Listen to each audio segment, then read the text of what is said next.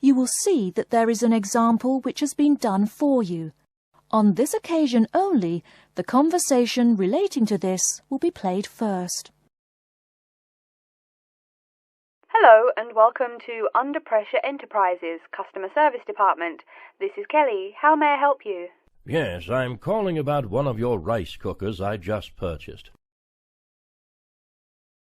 The customer says that he is calling about one of the rice cookers he just purchased. So, rice cooker has been written in the space. Now we shall begin. You should answer the questions as you listen, because you will not hear the recording a second time. Listen carefully and answer questions 1 to 4. Hello and welcome to Under Pressure Enterprises Customer Service Department. This is Kelly. How may I help you? Yes, I'm calling about one of your rice cookers I just purchased. What seems to be the problem, sir? Seems? There's no seeming about it.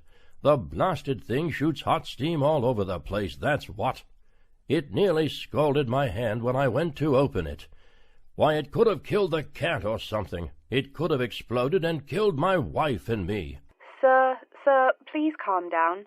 As long as the steam escapes the cooker, it won't explode. So you're telling me there's no problem? Are you calling me a liar? Sir, no one is calling you a liar. Yes, so I demand a full refund. Under Pressure will be happy to refund your money, sir. Now, I just need some basic information. Okay. Sorry, I do tend to get a little hot under the collar. My wife tells me to slow down. So, what do you need to know? Sir, don't worry. I just need to ask you the model number of the cooker. Where are my glasses? Here. Let's see. It's R242. R242. Okay. And how much did you pay for the product? £89.99. It was on sale, I guess I should tell you. Thank you, that's honest of you. Now, where did you buy the cooker? Which store and which branch? At that big Electric Life appliance store downtown. The city centre branch? That's the one. And you say the problem is that the steam escapes? Yes, it does. No problem, sir. If there's steam escaping, clearly the cooker is broken or defective. So we have an R242 cooker with an escaping steam problem. It was bought from Electric Life City Centre branch for $89.99. Is that correct? Yes, that is correct. Oh, I nearly forgot. When did you buy the cooker? Just as soon as my wife got the crazy idea she'll live longer if she stops eating good English food, roast beef and mash. No, all she says she wants is rice and vegetables and sauces you'd not soak your feet in. Before you hear the rest of the conversation, you have some time to look at questions 5 to 10.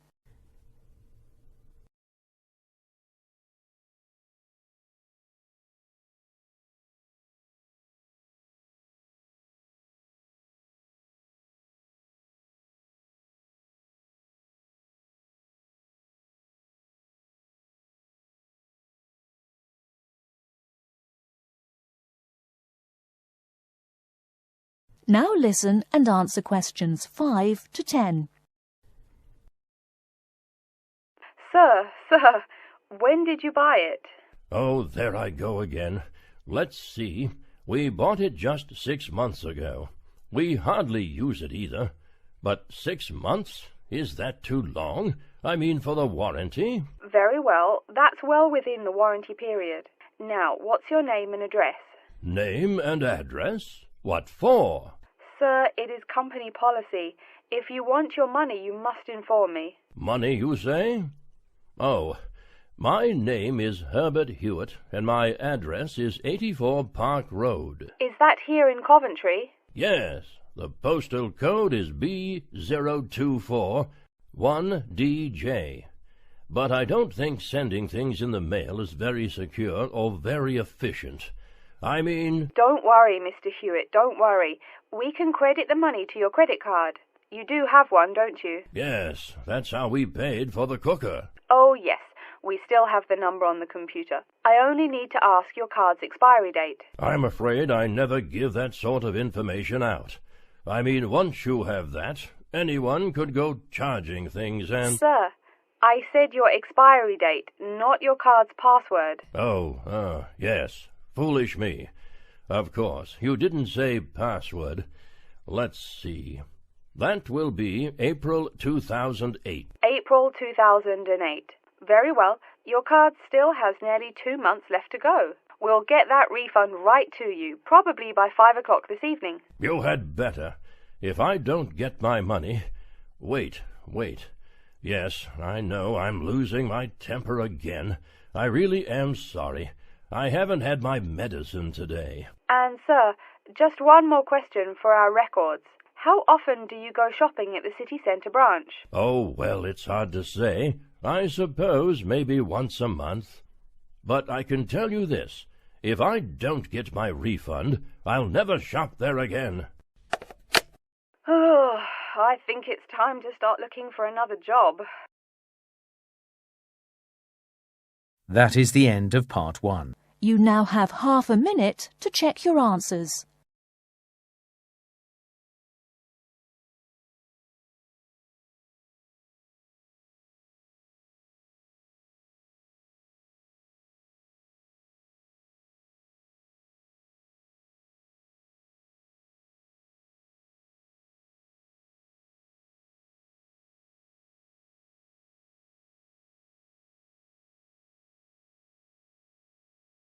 Part 2. You hear a talk by a counsellor from the University of New South Wales, who will introduce some useful facilities and services on the campus. First, you have some time to look at questions 11 to 15.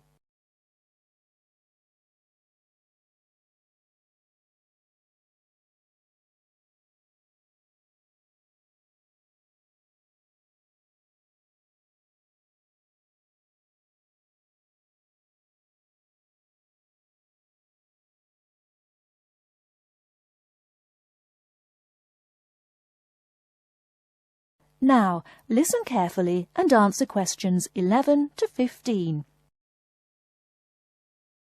Hello everyone, and welcome to the University of New South Wales. The first thing I'd like to do at today's orientation session is get you all oriented. That means tell you the location of some useful facilities and services. So, first of all, take out the maps we gave you all as you came in the door. The map is the big yellow sheet of paper. As you can see on the map, north is at the top, south at the bottom, etc. Which way is north? Well, look through that window on my left, your right. See the rising sun? That would have to be east. So north must be directly behind me. Now, we're at the campus main gate. The recreational facilities are on my right hand, and its opposite is the student centre. No questions? Good. Pretty easy, right? Okay, did everyone eat breakfast at the student food service this morning? Was the food good? Yes, I am joking. I've eaten there too. So, after a meal like that, you must be eager to go to a doctor, right? Well, I have good news for you. The Student Health Centre is located about half a kilometre straight north of here. Look on your maps. You see the street on the east side of this building? Ned Kelly Avenue? Just follow that about 500 metres and the health centre will be on your left at the 3rd cross street. Now, I know you all just got here, so you must be wondering how to tell your folks you've arrived safely, how much you miss the dog, and how you already need more money. If you don't have an iPhone, you probably are wondering where to find a computer. Well, I have good news. If you go straight out of its door and walk down the garden street, you'll see the internet unit on your left side, just next to the gym. The hours are posted on the door and the computers are free, but you must bring your student ID card with you. Like I tell everyone, if you need help with anything, you can probably find right here in the student centre. Do you see the 4 buildings there between the student centre and the library? Those are the dormitories. The men's dorms are the 2 on the south, the women's the 2 on the north. Okay, I'm sorry to have to tell you, but the university has been doing a lot of repairs and remodelling and it's not all done yet. So there may be some small problems with your dorm rooms. Maybe the window doesn't open. Maybe an air conditioner is missing or does not work. If there are any problems, you can go to the complaint office, which is right beside the teaching building between the Parker Street and the Crammer Street. Just tell them your problem and they should have it fixed by the time you graduate in 4 years. I'm joking, but please be patient. There are a lot of little things they need to take care of. Tired of the school food? No? Give it a week. Or maybe you just need a place to get coffee in the wee hours of the night during one of those marathon study sessions. Either way, you definitely have to check out the little cafe just past the women's dormitories. They've got free Wi-Fi, so a lot of students saddle up with coffee and a bagel for hours on end to get work done. Before you hear the rest of the talk, you have some time to look at questions 16 to 20.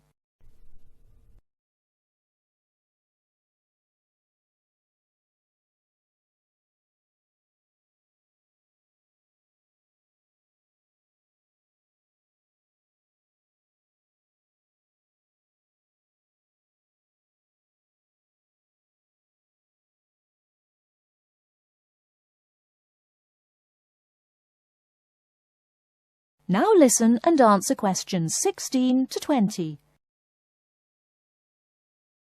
As for the dorm rooms, I have some bad news and some good news.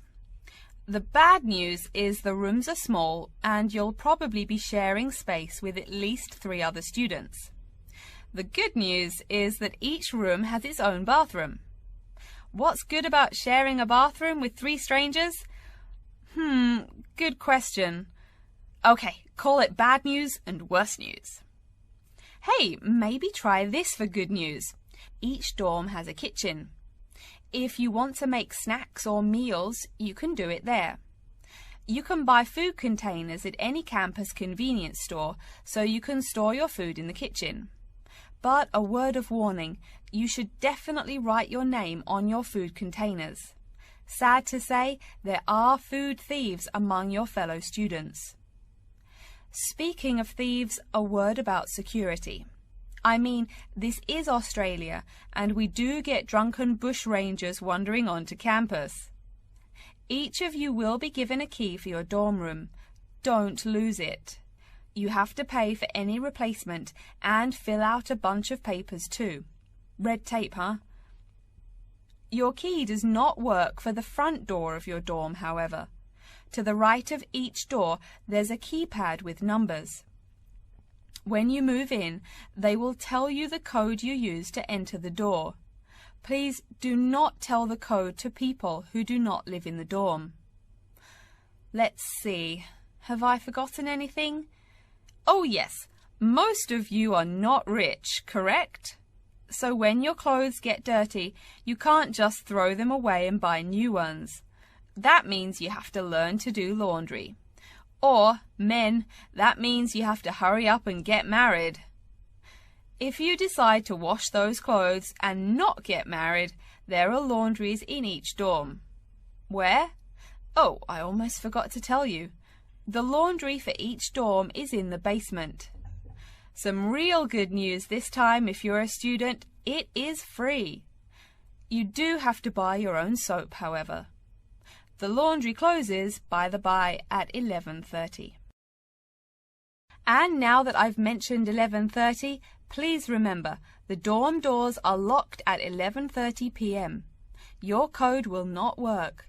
If you want to get in, you'll have to call the night watchman. Don't worry, you can get that number at the dorm office. Yes, the dorm office and the complaint office are the same office. All right then. Before we continue, are there any questions? That is the end of Part 2. You now have half a minute to check your answers to Part 2.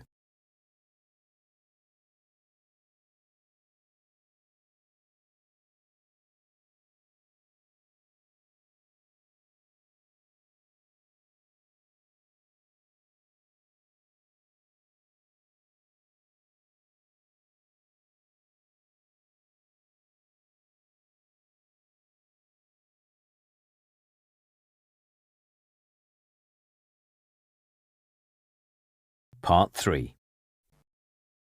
You will hear two students called Betty and Bruce talking to Professor Dundee about their own presentation. First, you have some time to look at questions 21 to 24.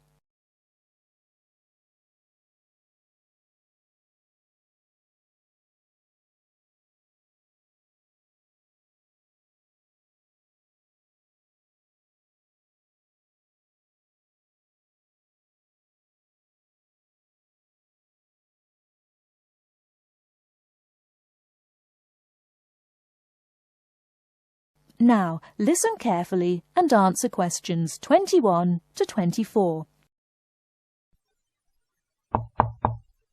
Come in. Professor Dundee, we're ready to make our presentation. Oh, yes. I did say 1 o'clock, didn't I? Please, sit down.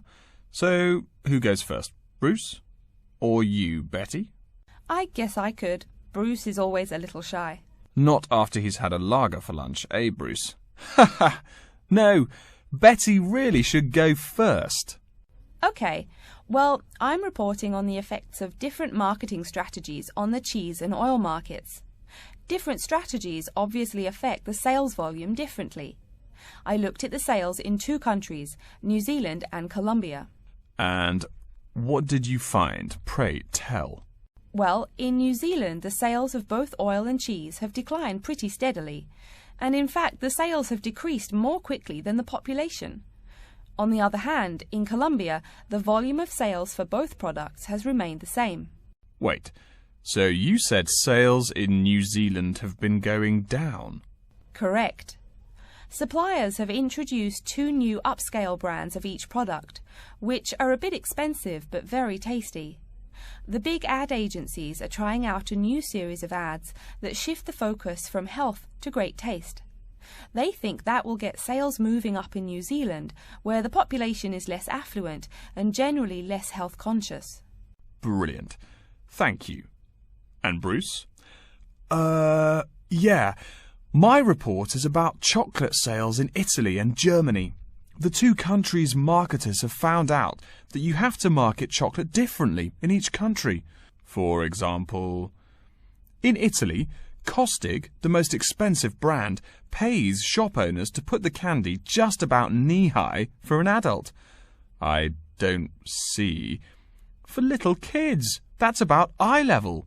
That bright red candy is the first one they see, so they buy it. Even better, they start telling their moms to buy it too. So, you mean... Well, I mean, in Italy, if you locate your product at the right location of shelves, sales do great. They say it doesn't matter much what brand of chocolate you're selling. As for Germany, das Land der Schokolade. Huh? That's German. It means the land of chocolate. Germans love the stuff, so people make a joke and call Germany that. Oh, right. So, you were saying? Well, like you pointed out, Germans love chocolate, but they're thrifty. For a long time, the biggest selling brand was Schmutzig, mostly because it was the second cheapest, but didn't taste too bad. Before you hear the rest of the talk, you have some time to look at questions 25 to 30.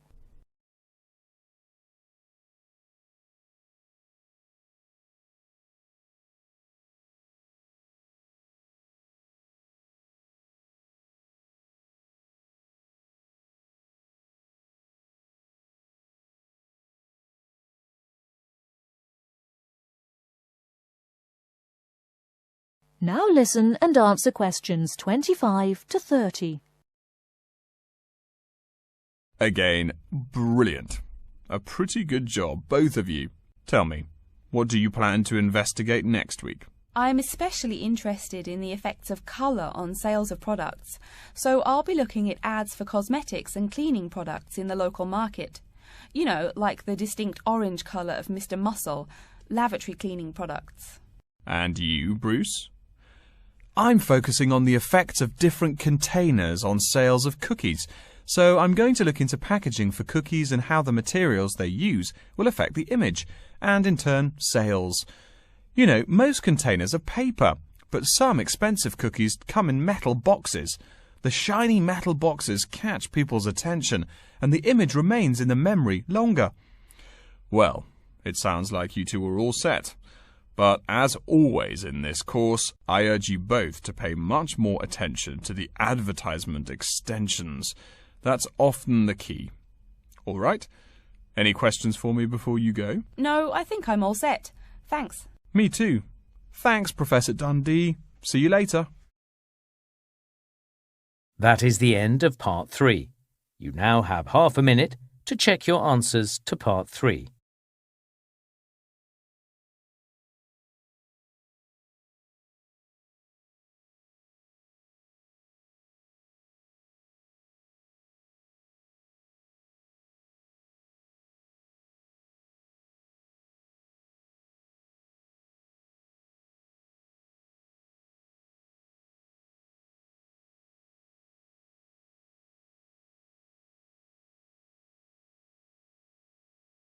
Listening, Part 4.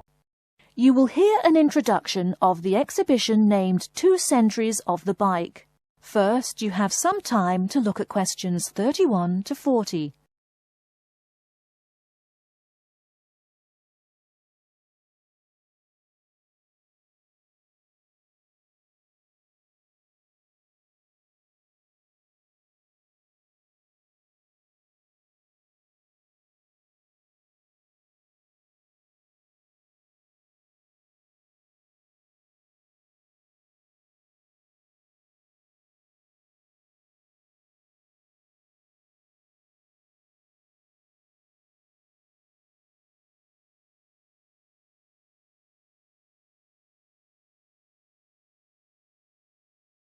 Now listen carefully and answer questions 31 to 40. Good afternoon, ladies and gentlemen. I'd like to take this opportunity to welcome you to our exhibition, 2 Centuries of the Bike. Let's stroll around the exhibition, shall we?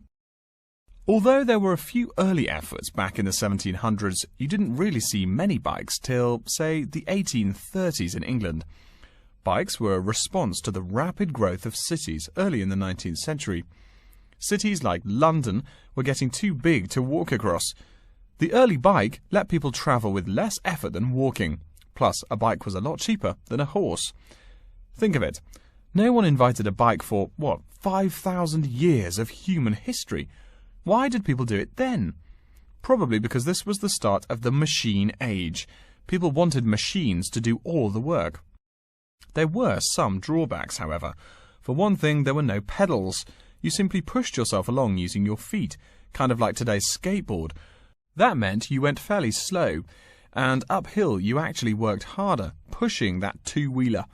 Plus, the wheels were made of wood covered with metal, as you can see from this model.